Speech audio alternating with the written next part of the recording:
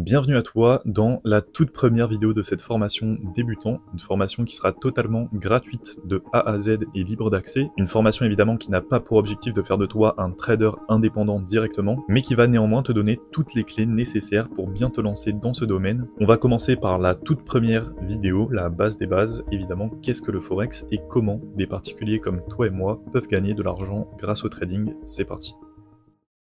Eh bien, bonjour à toi et bienvenue sur la toute première vidéo de cette formation débutante. J'imagine que si tu te trouves ici, c'est que tu as entendu parler du Forex, que tu as entendu parler du trading, que tu as vu qu'il y avait des traders qui tradaient sur le Forex, qui gagnaient de l'argent en tradant sur le Forex, et tu t'es peut-être demandé naturellement comment font-ils, qu'est-ce que le Forex, qu'est-ce qu'un trader Forex, qu'est-ce que le trading, comment on gagne de l'argent. Tu as peut-être déjà un petit peu tâté le terrain avec les signaux, et tu as conclu comme 100% des gens qui se sont tournés vers les signaux quand ils ont découvert le trading que ce n'était pas un moyen de gagner de l'argent, mais que en revanche, en se formant comme dans tout domaine, il n'existe pas de solution miracle, en se formant sérieusement, assidûment et avec de la détermination, tu peux faire du trading ton métier et gagner de l'argent sur le long terme. Alors évidemment, encore une fois, comme dans tous les domaines, pour en maîtriser un, il faut se former sérieusement. Évidemment, durant ta route, va y avoir énormément d'épreuves qui vont te pousser à abandonner. On reparlera un peu plus tard de toutes les étapes que tu vas devoir franchir pour devenir un trader indépendant. La route va être longue, mais crois-moi,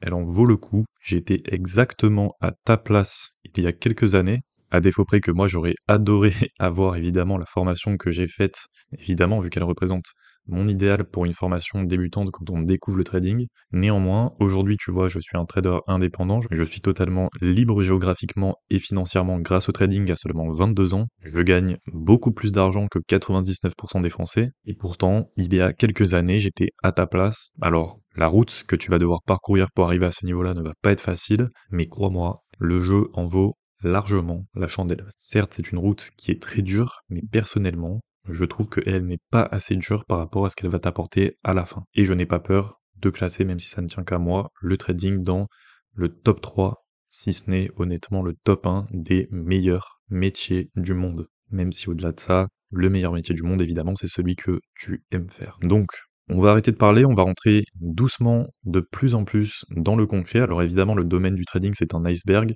On va parler dans cette formation du haut de l'iceberg. On va peut-être un peu mettre la tête sous l'eau pour voir ce qui se passe en dessous, mais on ne va pas rentrer dans les profondeurs. Ici, je vais vous apprendre les bases des bases, les piliers fondamentaux du trading, d'accord? Ne sous-estimez pas évidemment tout ce que je vais vous apprendre dans cette formation est extrêmement important. D'ailleurs, je vous incite à prendre des notes et à regarder plusieurs fois les vidéos de cette formation pour bien les imprimer, parce que tout ce que je vais vous apprendre ici sont les piliers de votre futur empire. Et vous le savez, plus les piliers de votre empire sont solides, plus votre empire durera. Premièrement, qu'est-ce que le Forex? Alors, vous pouvez voir que sur les slides, je vous ai fait déjà des annotations. Je vous ai marqué en fait le plus important à retenir sur toutes les slides.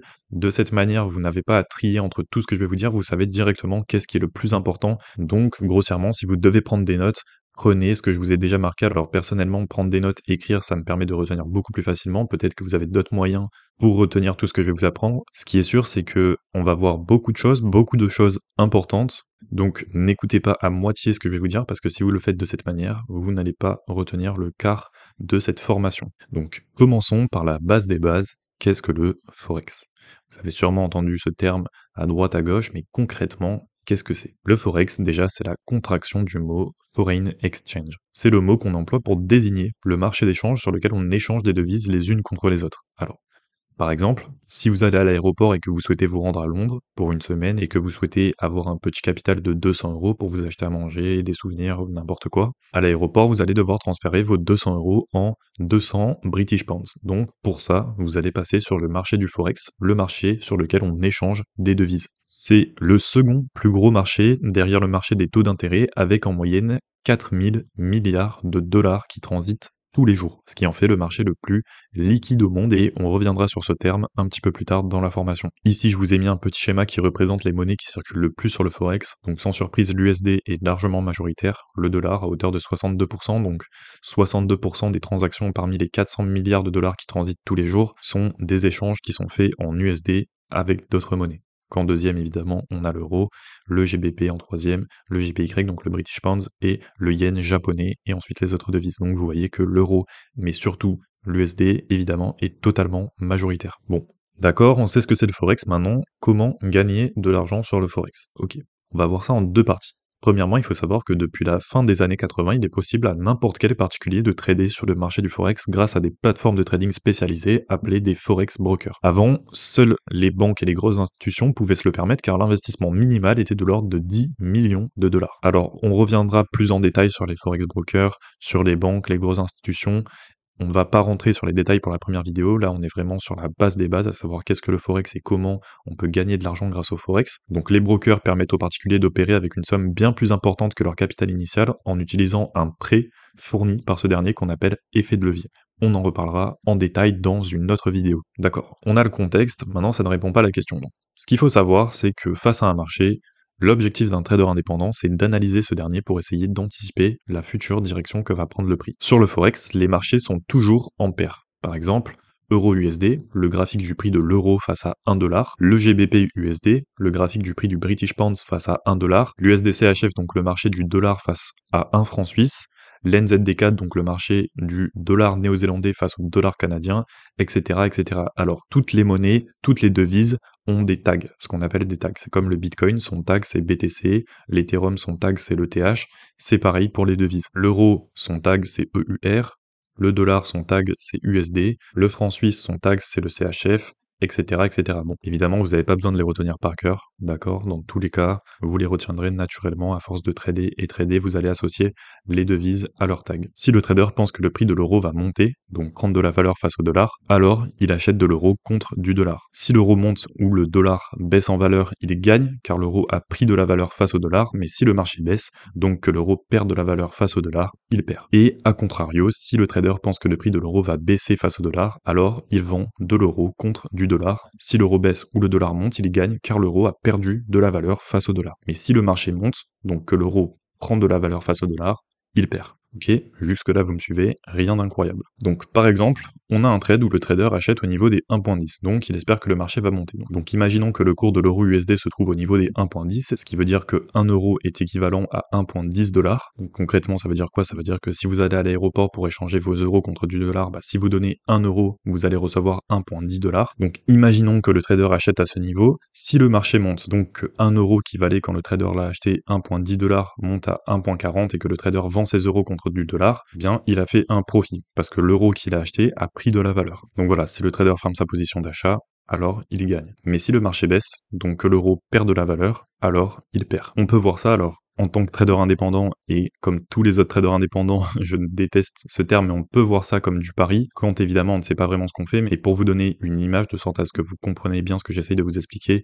oui, on peut associer ça à du pari. Vous faites votre analyse du marché, et par rapport à votre analyse, vous pariez que le prix va monter ou vous pariez que le prix va descendre. Un trader n'a pas besoin d'avoir toujours raison. Son objectif n'est pas de gagner chacun de ses trades, mais d'être rentable sur le long terme. Pour ça, il va donc se baser sur un principe fondamental du trading qui va faire jouer les probabilités en sa faveur, à savoir le money management. Le money management, c'est très important en trading, c'est fondamental.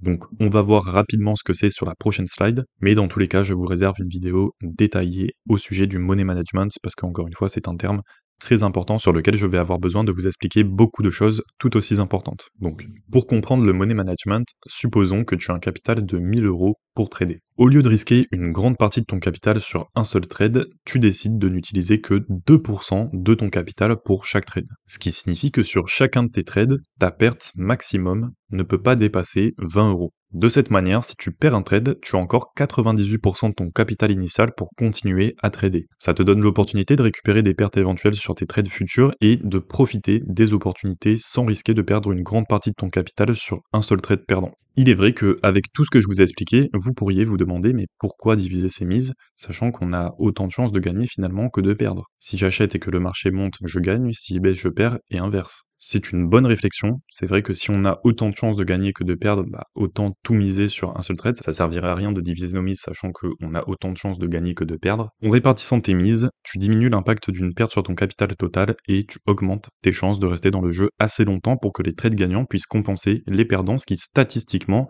avec une bonne stratégie je le précise, met les probabilités en ta faveur sur le long terme. D'où l'intérêt de ne pas tout miser sur un seul trade. Alors, on reviendra évidemment dans les prochaines vidéos sur la stratégie, sur ce qu'on appelle le long terme, qui est une notion très importante à connaître quand on est trader indépendant. On ne va pas rentrer dans les détails, sachant qu'on est à la toute première vidéo de cette formation. Si vous découvrez le domaine, vous avez déjà beaucoup de choses à enregistrer avec tout ce que je vous ai appris sur cette première vidéo. Donc encore une fois, n'hésitez pas à la re-regarder, prenez des notes évidemment, et on va passer à la deuxième vidéo, l'explication du spread et du pips en trading.